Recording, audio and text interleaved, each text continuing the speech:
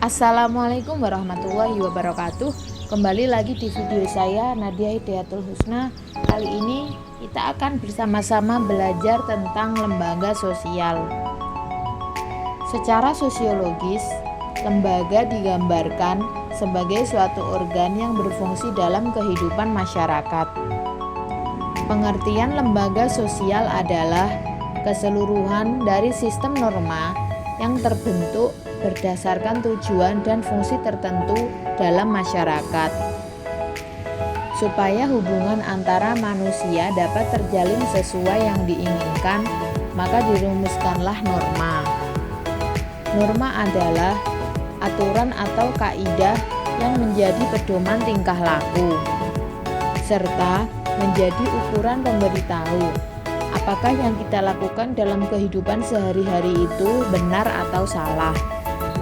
Lalu, norma-norma ini biasa disebut sebagai lembaga sosial, tetapi tidak semua norma masuk ke dalam lembaga sosial. Norma atau aturan yang bisa masuk ke dalam lembaga sosial harus memiliki syarat-syarat sebagai berikut. Syarat-syarat lembaga sosial yang pertama, sebagian besar anggota masyarakat menerima norma tersebut. Lalu yang kedua, norma tersebut menjiwai seluruh warga dalam sistem sosial. Lalu yang ketiga, norma tersebut mempunyai sanksi yang mengikat setiap anggota masyarakat.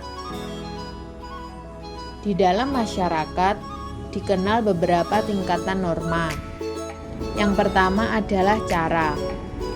Cara lebih terlihat pada perbuatan individu dalam masyarakat. Penyimpangan norma ini tidak mendapat hubungan berat, tetapi biasanya kita mendapat celaan atau teguran dari masyarakat lain.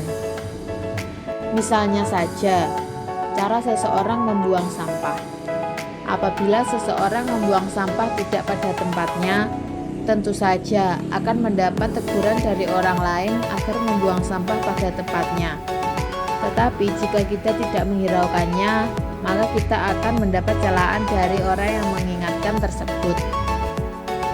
Yang kedua adalah kebiasaan. Kebiasaan adalah perbuatan yang dilakukan secara berulang-ulang dalam bentuk yang sama. Misalnya saja, penghormatan kepada orang yang lebih tua. Jika kita ingin pergi ke sekolah, tentu saja kita harus mencium tangan bapak dan ibu kita untuk meminta restu agar dilancarkan dalam menuntut ilmu. Yang ketiga, tata kelakuan. Hal ini merupakan kebiasaan yang kemudian diterima sebagai patokan atau norma pengatur kelakuan bertindak. Maka di dalamnya sudah terdapat unsur pengawasan, dan jika terjadi penyimpangan, pelakunya akan dikenakan sanksi. Misalnya saja, apabila siswa datang ke sekolah tetapi tidak memakai atribut yang lengkap, maka ia akan dikenakan sanksi sesuai dengan tata tertib yang berlaku dalam sekolah tersebut. Yang keempat, ada adat istiadat. Tata kelakuan yang semakin kuat pada adat istiadat mencerminkan kekuatan pola kelakuan masyarakat yang mengikat para anggotanya. Apabila kita melanggar adat istiadat tersebut, maka ada sanksi yang ditetapkan dalam adat istiadat suatu daerah. Lalu yang kelima adalah hukum. Hukum merupakan sekumpulan aturan resmi dan tertulis dalam masyarakat. Hukum berisi ketentuan, perintah, dan larangan yang dibentuk untuk menciptakan suatu keadilan. Jika suatu masyarakat melanggar hukum, maka ia akan diberikan sanksi tegas, bisa saja penjara dan denda sesuai dengan hukum yang berlaku. Aturan hukum ini biasanya terdapat pada Undang-Undang 1945, Kepres, dan lain-lain. Yang selanjutnya kita akan membahas tentang ciri-ciri lembaga sosial. Yang pertama, memiliki tingkat kekekalan tertentu.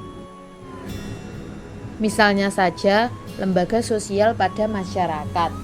Biasanya, lembaga sosial pada masyarakat ini cenderung bertahan lama karena biasanya adat ini diturunkan kepada generasi-generasi selanjutnya. Yang kedua adalah memiliki simbol. Adanya simbol untuk memudahkan seseorang untuk mengingat letak, tujuan, visi misi yang harus dicapai lembaga sosial tersebut. Simbol-simbol tersebut bisa berupa gambar, tulisan, logo, serta perpaduan gambar dan tulisan. Contohnya, logo Tuturi Handayani yang merupakan simbol lembaga pendidikan. Lalu yang ketiga, memiliki norma tertulis dan tidak tertulis.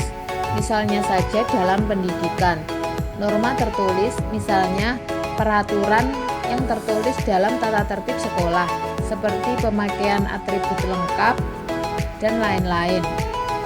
Lalu norma tidak tertulisnya seperti penghormatan kepada guru, berjabat tangan jika menemui guru merupakan norma tertulis yang harus tetap selalu dilakukan.